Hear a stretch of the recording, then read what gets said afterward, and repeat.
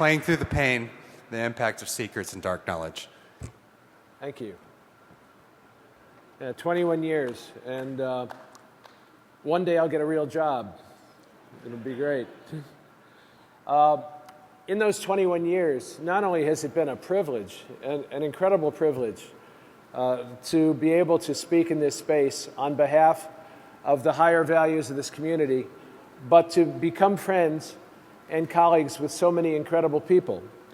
And over the years, many of them have shared the stories of their lives, which include the details of what kinds of consequences this kind of work can have under extreme conditions.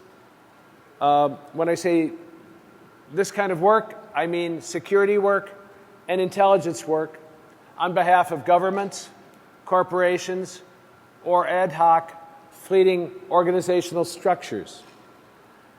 In all those years, many of them have shared stories about the trauma that they genuinely experienced, both because of the internal dynamics of the systems in which they worked, as well as the things that befell them, and how they could or could not, because of those systemic dynamics, deal effectively or not with the consequences of those situations.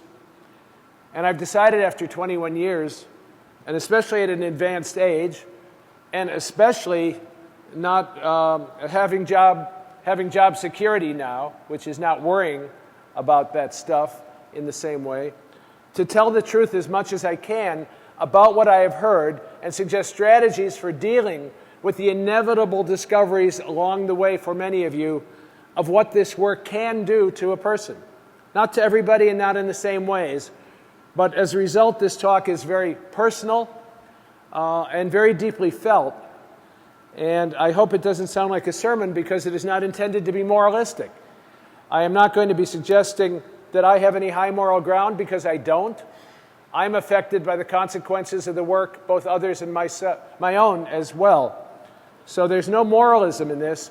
It's wanting to take a serious, clear look at what we have created in the national security state and the parts that make it up, and what some of the unseen consequences are. When I asked for input and feedback about this topic, a number of people said, this is something that is never discussed aloud out here.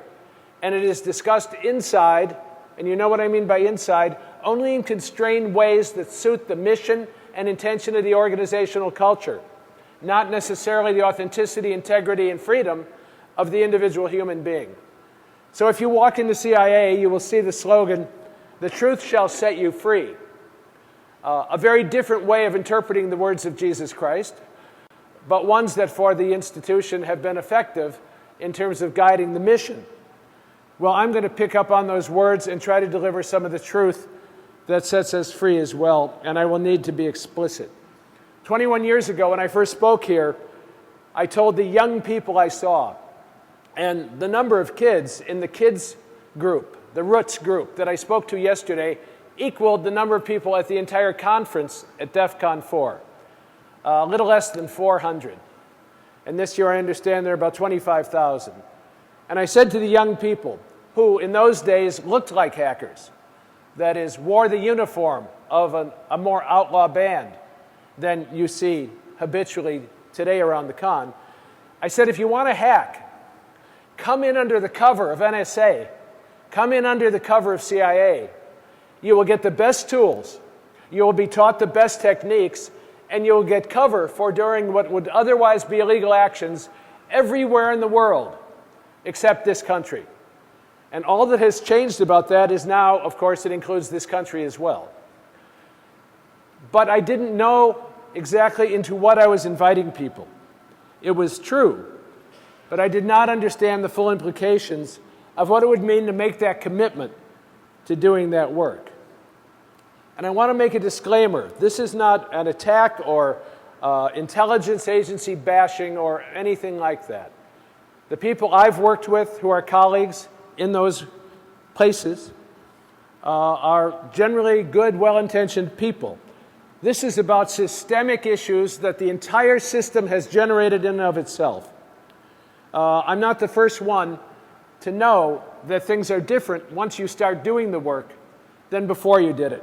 Obama has said the rhetoric he used during his campaign about how he would change the instrumentality of surveillance and intrusion came immediately up against the rocks of reality the first day he was handed the intelligence briefing in the Oval Office.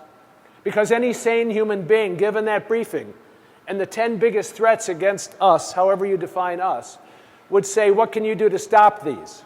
And when you get the answer, we can do X and we can do Y and we can do Z, any one of us with a burdensome responsibility of protecting this country would say, then you do that. And so he did. And so he gave up a lot of the idealistic rhetoric about what he intended to do because he discovered he couldn't do it, not in good conscience. So what we're talking about is people dedicating themselves through security and intelligence work, i.e. you and your work, to bailing out the leaky boat of the 21st century country called America. And this is typical of what people said to me along the way. I was at NSA for X years, and I'm incredibly proud of my contribution. I grew up under the tutelage of the best and brightest I had the privilege of knowing.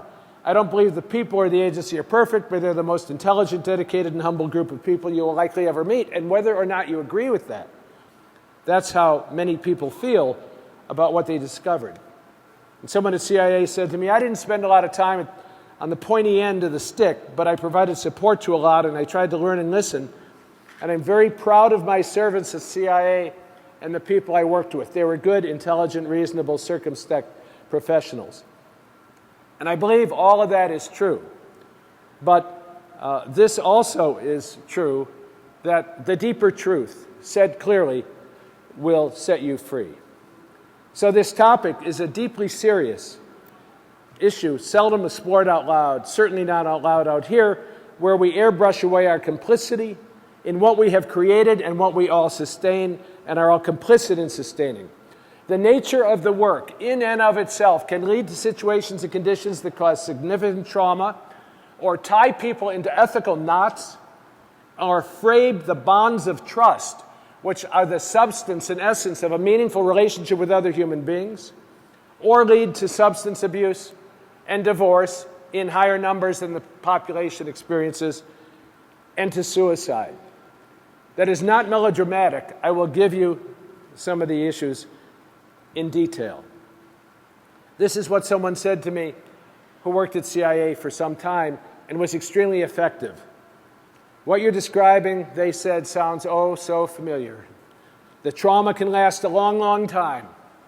Those of us who worked counter-terror before 9/11, and we were a ridiculously small number, had no time to grieve or otherwise deal with it at the time.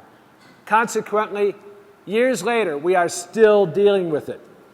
A psychiatrist I saw after 9/11 spoke of fighter-pilot syndrome. One is fine and appears to be coping well while the tension is still on. But once it lets up, your brain chemistry goes crazy. When bin Laden was killed, they said, I watched TV coverage of the party outside the White House for an hour, and I sobbed for the entire hour. Not because I regretted his death, which I did not, but because of everything that came before it. And this is the key part. It takes so long to train a good counter-terrorist analyst. Yet managers are careless in burning out their people too quickly. And somehow we have to find a way to make it viable as a long-term job. That applies, I am told over and over again, to corporations, burning out their people in the same way, as well as the intelligence agencies and the security industry in many of its particulars. So we do have to attend, if we're vigilant, to the consequences of this work, and we have to care for ourselves and for others as if we matter and as if they matter. And to do that is a long-distance run, not a sprint. It's not an easy or quick fix. And this subject is huge and multifaceted. Any segment of this speech could be in another entire speech, but I want to hit the highlights. And if any of you want to discuss this further or talk about the issues, I invite you into conversation both in person and online. Cards will be available if you would like to do that. But first, let me say how the intelligence crossover leads into the InfoSec business. Because some people will say, I don't work for CIA. Some will say, I don't work for NSA. Some of you who work for CIA will say, I don't work for CIA. Some of you who work for NSA will say, I work for DOD, etc. But the crossover is significant. They might look different, but keep in mind, our special forces are currently in 170 countries. They are the oil in the machinery of our empire.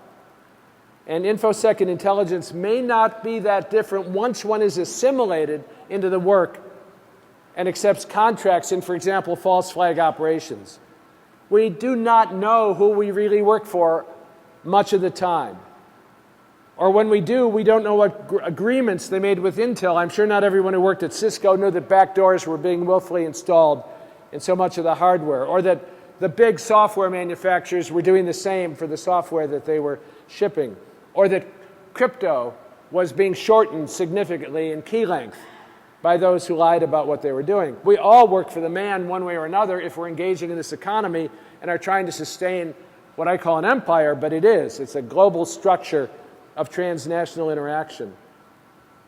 I'm sure I'm not the only one. I'm sure I should say it this way. I'm sure there are some in this room who have received paychecks with names on them that are not the ones really paying the bill.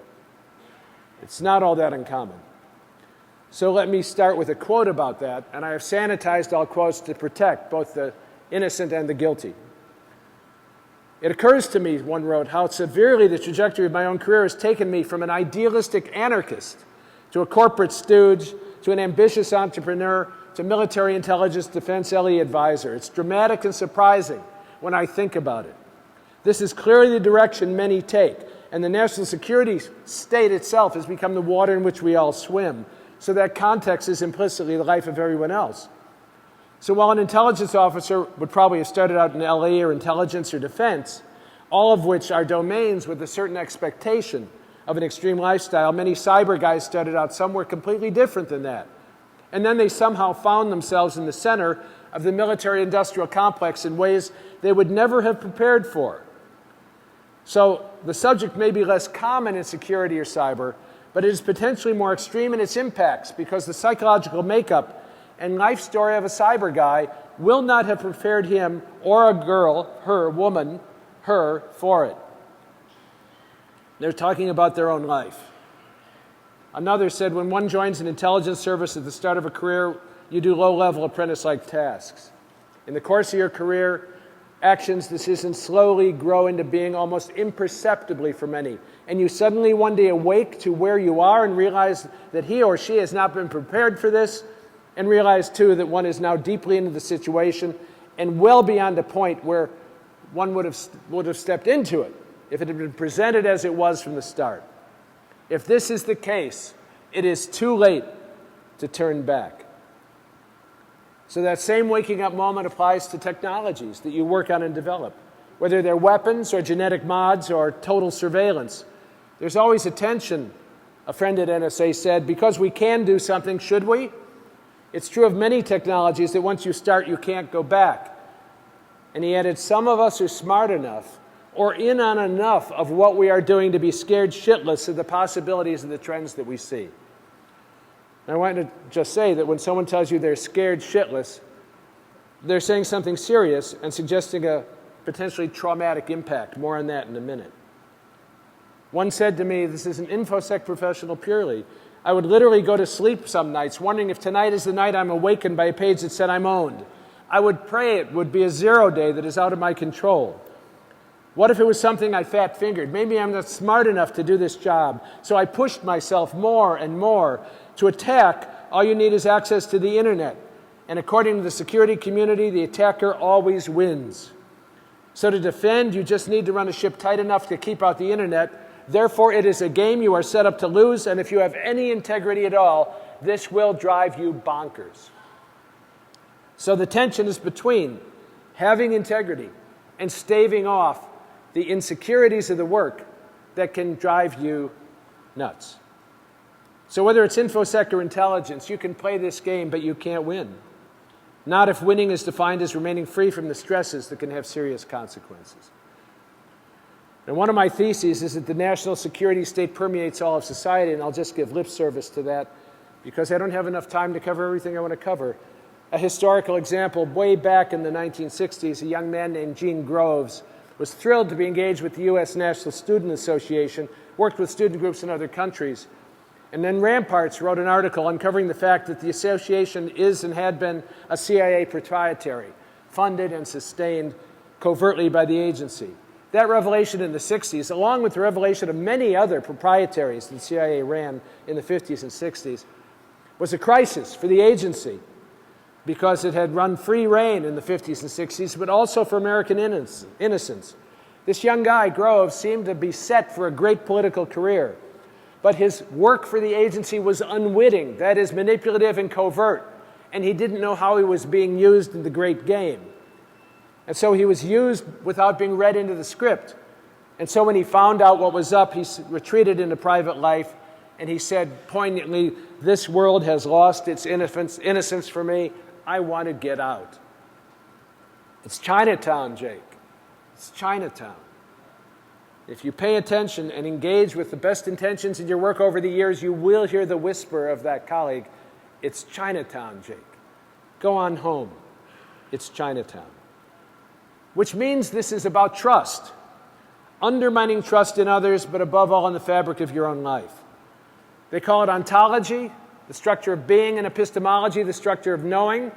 And what this can do is undermine your belief that you know who you are and the role you are playing in your work and in the world, and that you know what's real. That's the key thing. It undermines your understanding of what is real. I've had people tell me things in this journey that pulled the foundation out from under what I thought as a smart guy I had put together as a feasible model of reality, and I found out once again that I was in the Hall of Mirrors and I didn't know what I didn't know. And when I found out what I didn't know in a way that pulled out that cornerstone of the whole edifice, it left me with profound anxiety and a serious case of secondary trauma because I didn't know how to handle not knowing what I thought I knew about reality itself and about the role I was playing in this great game. So, the betrayal of trust, this undermining of what we believe to be true of the world and our role in it, is one main theme. A friend of mine at NSA said he discovered that a program in which he participated wholeheartedly in the 1980s, only recently did he and his cohorts discover that the entire purpose of that program was not what they all believed it to be, but it was a covert cover story for an ulterior purpose for which the program was merely a support module, and they didn't know it for several decades. That undermined his understanding at the agency of what it was that he himself was doing. He told me of someone who came to work not long ago at NSA, who when they walked into work, discovered for the very first time that their parents worked at the agency. Now, what does that do to your sense of trust in a family if you find out that the foundational story of your family system has been, at best, a sin of omission, but possibly a lie? Now, inside, it's not a lie. You remember when Clapper was before Congress and he told them, "I said the least untruthful thing I could say." You know that inside the agency work, inside intelligence work, you are not lying. You are sustaining cover stories which are essential for the well-being, blah, blah, blah. And you are socialized and acculturated to believing that when you lie, you are not lying, because you are lying on behalf of a bigger truth, which is the purpose of the agency itself. And the question becomes, is the agency a God worthy of worship? When you're through the looking glass, once through, can you come back? Here's what another friend said. It's kind of a funny story. I was always in trouble with my wife because the other wives knew more than she did, and I was the navigator and ops officer. My daughter, when she was in Air Force Intelligence Officer School, was out with my wife and friends. News brought up North Korea. She had to stop herself before she got into classified material. My wife pulled her aside and said, "Well, you can tell Daddy about it when we get home because he has a TS clearance." And the little girl said, "No, I can't. He doesn't have the need to know." And his response was, quote, "I smiled with pride when I heard that story," because she was learning to be read into missions in a way that made it fun and clever and cute to lie to her own family, including her father, who had TS clearance, about what it was she did. Pride in the inability to tell the truth at home. So I'm illuminating the shaky basis for what we might think are essential transactions of a functional society. And the juicy stuff is yet to come. I like to quote Nietzsche. I'm just going to invite Nietzsche into the conversation. I'm not going to quote it because I don't have time, but the bottom line is he said, those things you want to believe are true are those which alleviate cognitive dissonance by giving you a story which feels better. And therefore truths that we agree are truths in orthodoxy are really illusions we have forgotten are illusions. They're metaphors that have become worn out and drained of their force. They're coins which have lost their embossing. In other words, undermining trust leads to a crazy-making experience. And when we try to build a coherent view of the novel, of the world, it makes us nuts. We find ourselves inside a Philip K. Dick novel. Trust, as you know, wrote one, is the coin of the realm in all human interactions. I observe people being quite withdrawn when trying to socialize with others outside the group in the know. It's all superficial. Good friends, if a person even has any, are only within the group or with people who have been in the group. Often it's attributed to a lack of social skills on the part of a stereotypical engineer, but that's a convenient, socially acceptable answer so they don't push back. The isolation of the individual in a context where due to compartmentation, clearances, need to know operational tempo, office politics, it's difficult to consult with any trusted impartial mentor or peer to align your compass or get a second opinion, whether for operational issues or moral issues. So the individual is left to struggle in isolation with who to believe, what one's bottom line values might be, which can be different than what expected when one faces a real crisis of conscience, and what price is one willing to pay for staying true to whatever one clings to in such times, all in a context where a savvy individual knows he or she may not know the critical pieces of information which would change the picture in their decision entirely. In other words, it's crazy making. There are other symptoms of crazy making, one of which is that you need to be debriefed all the time. Listening to folks who've been through traumatic events, one said, you get so wrapped up in their story that you need debriefing. And our standard practice is to debrief the debriefers. Now at NATO, we have a group that does nothing but study Russian propaganda. They're very, very good at flooding and saturating the Baltic states and the Scandinavian states and nearby areas with propaganda through multi-purpose attacks, subtle and covert. And so we have a group that studies that propaganda, but what they discovered was that even though that group knew what it was doing, was reading the propaganda for the sake of analyzing the propaganda and responding to it, they nevertheless began to believe it, because the part of the brain that believes takes in without a critical thought that which is presented as true, even though it is reading it critically with the prefrontal cortex and trying to understand what's going on. In other words, debriefing debriefers means we have to set up redundantly communities of redemption to help people get back on a saner track when they are caught in that crazy-making dynamic. Project Azorian reminds me of that. You remember Soviets lost a sub in the Pacific in the 70s. And the CIA created a proprietary, the Hughes company, to create a boat.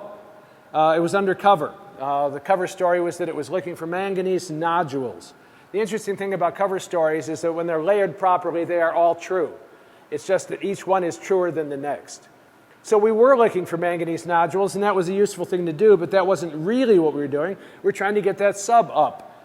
And when it came up, half of it fell back, we are told, and they got some incredible information from the rest, but not all of it. I talked to a man who was in a lead position in that endeavor, and he had to leave the issue shortly before they brought the sub up, just a matter of weeks.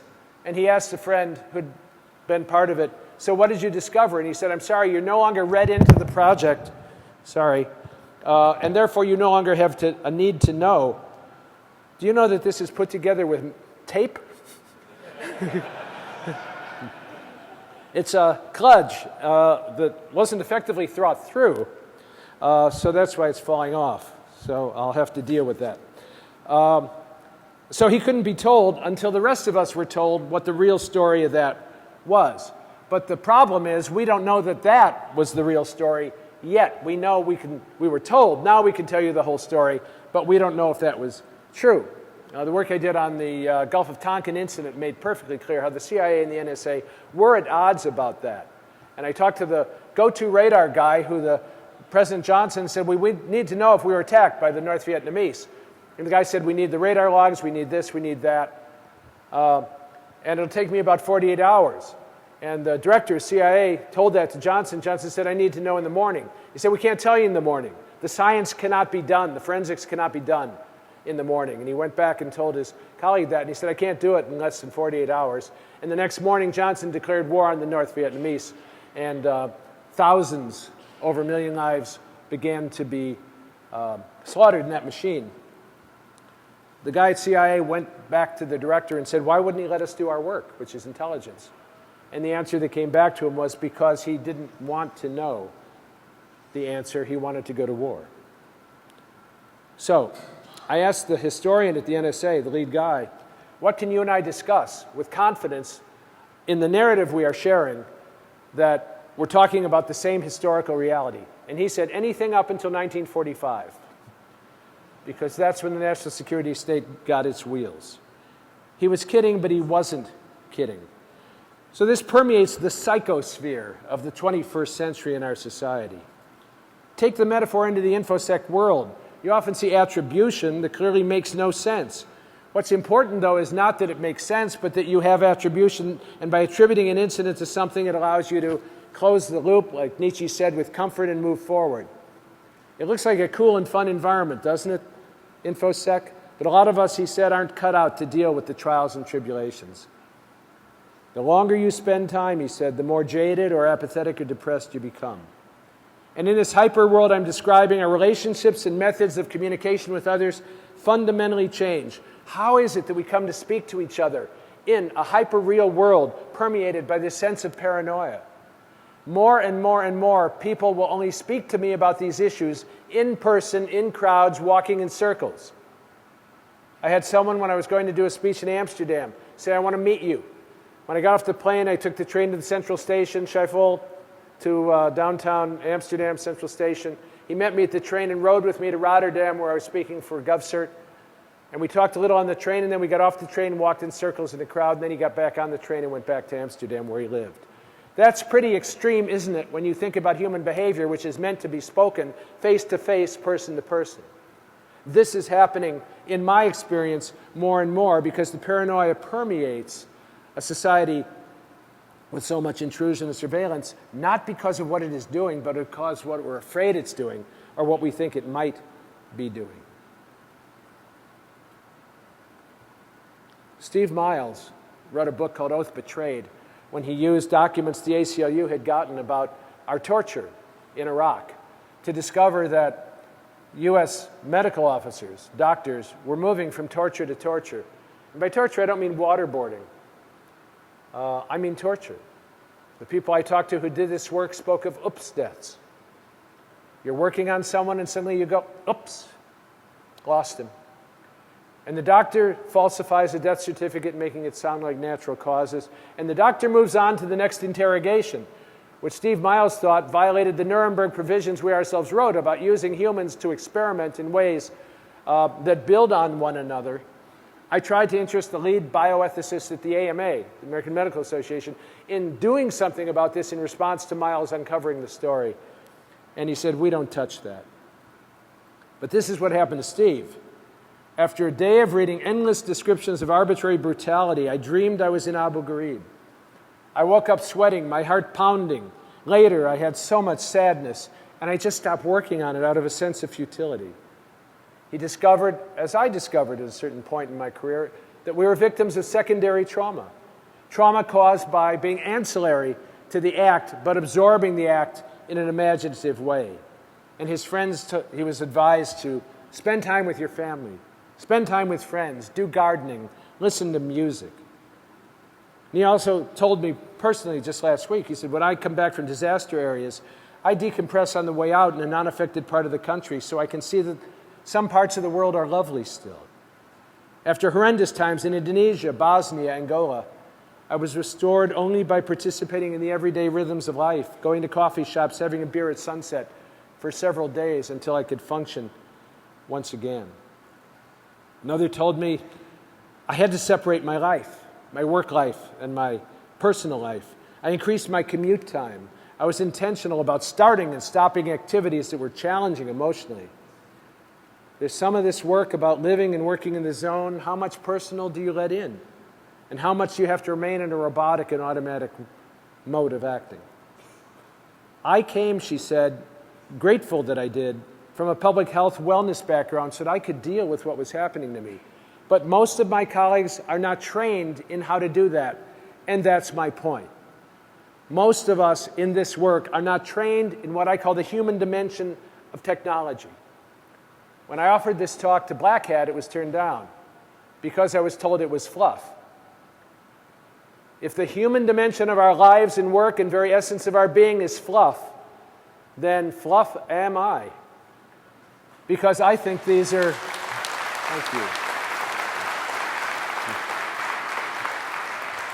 I think these are the critical issues which, as we age and the fun of the great game wears off, and the buzz of working on the edges and on the dark side and the light side and the gray side all at the same time, as that wears off. Well, I got a call one night from somebody at one of the agencies, and we spent an hour, and I had to tell him at the end of it what I used to say when I was in the ministry. This conversation did not happen. It only will be recalled if you bring it up. I cannot bring it up. I have to treat it as if I didn't hear everything you said in this hour. And then he got off the phone with some sense of what he had to do to resolve the terrible conflict he was up against between his work and his conscience. And I was left with it. This is why I know about secondary trauma firsthand. Paranoia sets in, and it leads to a constant sense of danger. A CIA worker said, paranoia sets in. You're always looking. Is someone following you? Are they watching with you? How many of you sit with your back to the wall in a restaurant? How many of you are habitually scanning the crowd for anomalies so you have an escape route planned in advance and can take action? I did that whenever I was on the ground in Israel. We had better learn how to do that on the ground in this country as well. But I begin every encounter with a new person, one said, in a state of distrust all my life. I have a standard line to bore people away from the topic of what I do so they won't ever ask incriminating questions. An NSA colleague said, I'm paid to think of as many possibilities as I can, to be sneakier than the sneakiest bastards in the world, because they'll throw everything at the things I design. I have to be professionally paranoid. Trust is difficult, especially for those of us who have to be distrustful because of the job. And on top of it, he added, we get screwed over by our bosses and co-workers as well. So, a ranking senior person at NSA said, yeah, I personally might be paranoid, but they are out to get us. And we have to act as if they are. Someone added, is there anybody in the rest of the world who sees me personally as a target? And if so, is it just business or is it personal? And what about all these great moralistic leaks from people whose names you know because of their righteous posture on the high moral ground? People were named whose lives are now at stake. The government keeps things so segmented, you think you're working on one project, but it's part of something bigger. And when Snowden outed you, it means the bad guys can learn who you are, and they won't just come after you, one told me. They'll come after your whole family. I was told that was the difference between the mafia and the Russian mafia, the Italian mafia. The Italian mafia will kill you. The Russian mafia will kill your whole family. It's great to know these distinctions, isn't it? But we do go after families. A guy who worked for many years for the CIA recruiting agents told me, I never put pressure on the agent I'm trying to recruit. What I do is find out where his kids are, and I try to put pressure on the kids. I find out where he works, and I put pressure on him at work. I find out about his wife, and I put a pressure on her covertly. And then as all those pressure sources build around him like wagons circling smaller and smaller, his crisis and anxiety, his sense of crisis and anxiety builds, and he falls into my arms. He comes to us. It's the nature of the work. The nature of the work. And when you have to let those people go because you're protecting friendlies, it causes many sleepless nights.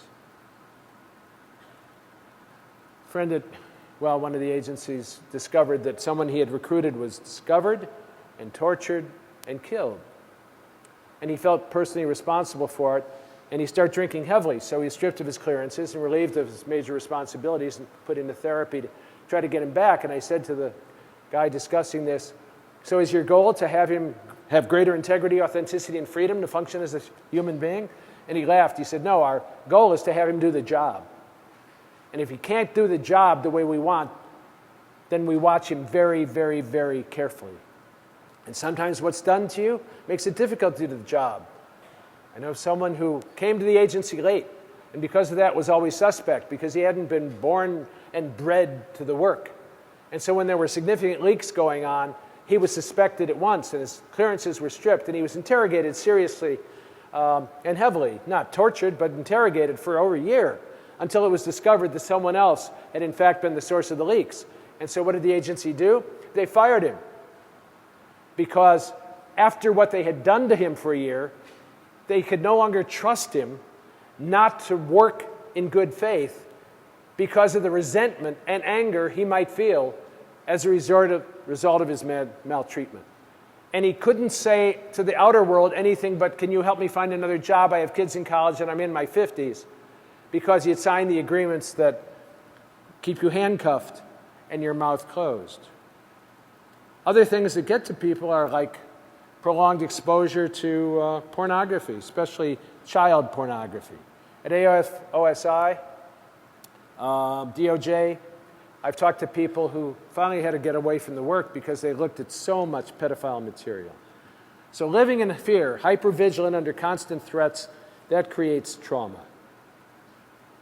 High stress, said one. Hell yes. So, one said to me, how about being in a reality extensively where you're expecting to have your throat slit, get a knife in your back, and it's a normal day or night. Actually, the days weren't bad. The night is when it got scary.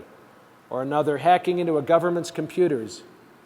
I knew that if my presence was discovered, the system administrator there would be tortured and executed for a failure to perform his duties, and I would bear the burden of that.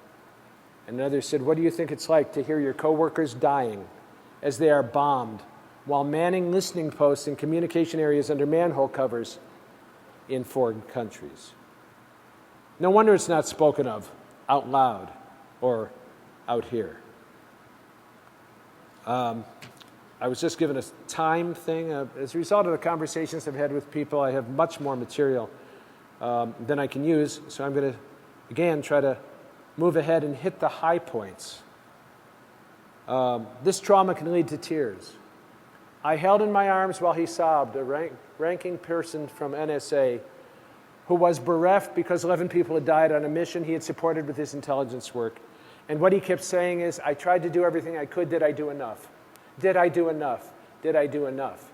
And because I had been in the clergy, I could pronounce words without potency of absolution and forgiveness. And when I wrote to him about the torture I was discovering we were doing and asked his opinion, he said, unless you have done it to the least of these my brethren, you have done it unto me.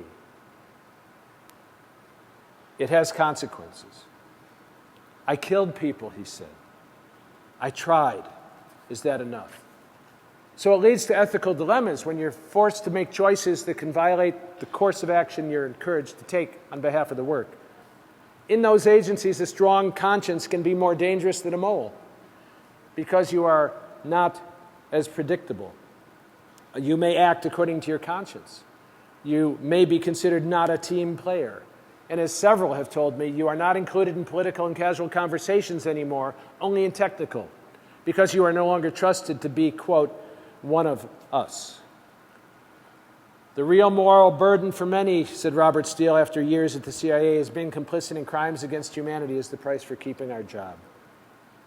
And Thomas Drake told me I was very publicly indicted under the Espionage Act. I was declared indigent by the court. I faced decades in prison. My life was turned upside down and inside out, and I have already lived a very dystopian, Orwellian future.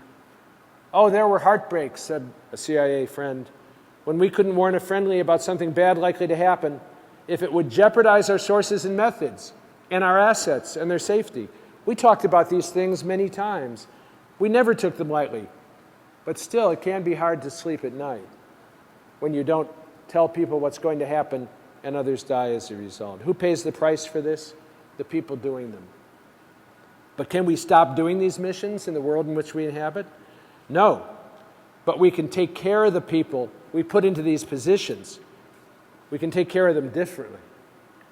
In drone work, the U.S. Air Force is finding similar cognitive dissonance to what I'm describing in crews that get up in a normal family routine, go to work, go into war, come home again. They walk into the office, they're at war. They walk out and go home, and they're walking into an entirely different world. This one used the metaphor of scuba diving. When you come up, you need to decompress. They risk physical damage and even death if they come up too fast. The Air Force is working on approaches to decompress the drone crews and others who do work like it. It carries over to InfoSec. I remember a guy finding in light of a major breach, they found him sobbing at his desk because he thought he would lose his job and he had so much at stake. A friend said he had confronted the face of evil. We lighten the taxonomy of hacking, serious dark side hacking, by making it something other than what it is. Those who encounter it in a way that destroys their lives or careers are looking at the face of evil. And what else does it do? Trauma creates numbing, and numbing means a lack of relationships, and that means divorce. I talked to a guy in another country. I said, how does your work affect you? He said, 2 divorces. My dad, said another, announced the family when I was 38. He'd been a special agent from before he met and married my mom. He changed his identification. None of us knew who he were. His secrets were buried with him.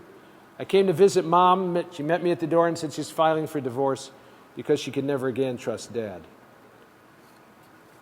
The dehumanization of others leads to the dehumanization of self.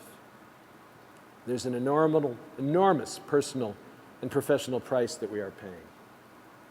I was eyewitness to super secret executive decisions after 9/11 that I knew had enormous strategic consequences, said this guy at CIA. I stared into Pandora's box and the abyss stared back. But I exercised my moral agency and became a truth teller and a whistleblower, refusing to break faith or fidelity with the oath I took in defense of the Constitution at an enormous price. What is that, 5 minutes? No, 5. Yeah, 5. Come on.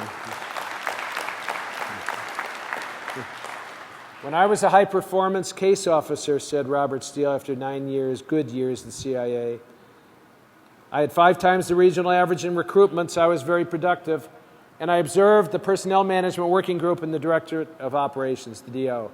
I noted they were exceedingly proud of having the highest rates of alcoholism, adultery, divorce, and suicide in the government. I personally, now think of this, have 23 professional suicides in my mental logbook. The first was an instructor who blew his brains out when I was in training. The latest are senior figures who could not live with what they knew. So, the conditions are created, the impact happens, the consequences take place, and then what? Are you treated inside? Well, you can only go to a therapist who's been cleared to hear you. I said this sort of thing at a talk at Source Boston a few months ago, and a former head of the IAD at NSA was in the audience. She said, I've never had these issues. People came to me all the time with their problems, and I said, you go wherever you want. And they said, and could they discuss the work issues? She said, well, of course not. And I said, but it's the work issues that are the problem and the source of their distress. And she looked off into the distance as if she had never given that a thought before. Michael Hayden, when he was at CIA, started working on marriages because, quote, he suspected there was a high rate of divorce. We can't get the figures out of them about what kind of divorce there is. But you need to have third-party mediation in those situations and in ethical issues. You can't leave an ethical issue in the hands of the person who has a stake, money on the table of that game, because then they'll make a decision on behalf of the system and not on behalf of the well-being of the person. So, to work with an individual in a crisis of conscience would be, said one at NSA, alleviate their pain and get them back to work, and watch them carefully if we suspect them. So is it laughable, I said, to think a psychiatrist inside can work with someone having a crisis of conscience? And he said, it is indeed laughable. It is indeed laughable. Stansfield Turner, CIA, said, huge problem with alcoholism. I think everybody kind of knows this if they know anything about it and choose to look. But he rejected an article on the subject because he said to my friend, the writer, quote, it's a problem, but we don't want to talk about it. Well, what I'm trying to make A decision to do is talk about it after 20 years of listening to this. There are consequences to what we do and what we choose to do, and there are strategies we can devise that help us sustain ourselves when we find ourselves at these various crossroads. You need friends.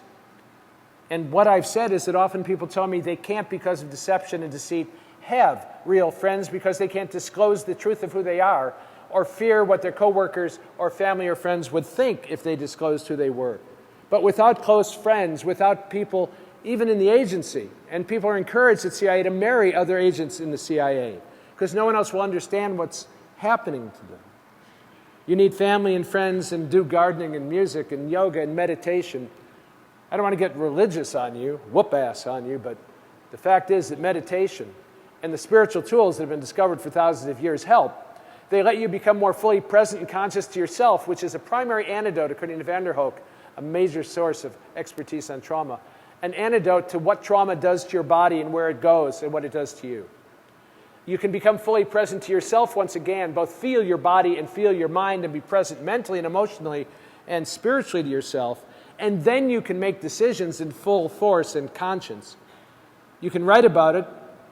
A friend, Susan Hessler, wrote a novel called Intelligence that just rages with white heat. She is so angry at the agency, but it's the only way she could talk about it. She couldn't talk about it out here.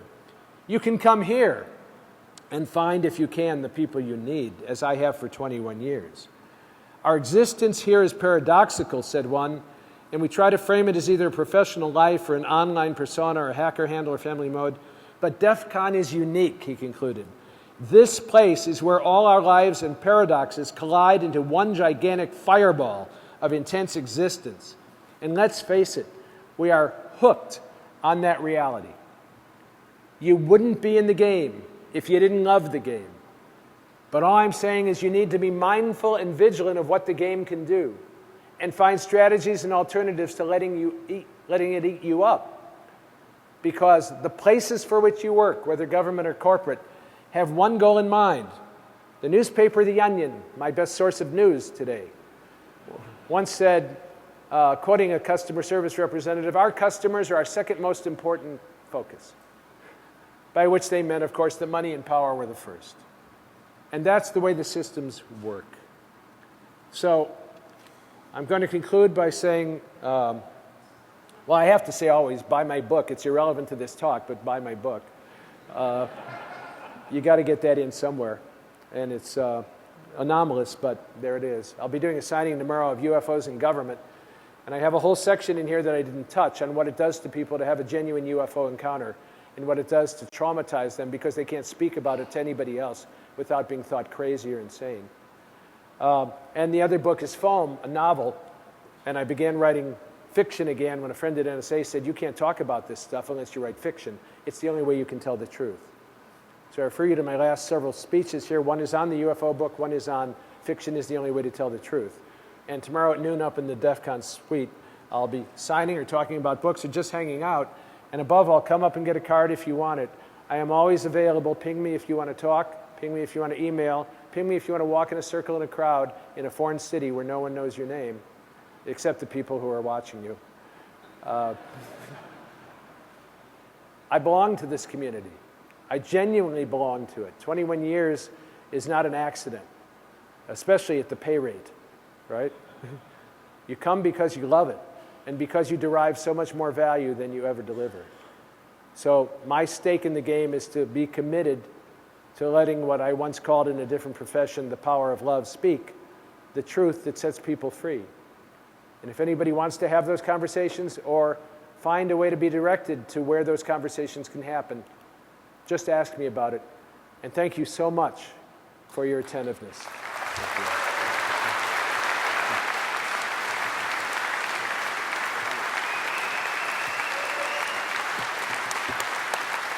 I want to give you a big hug right now because what you spoke about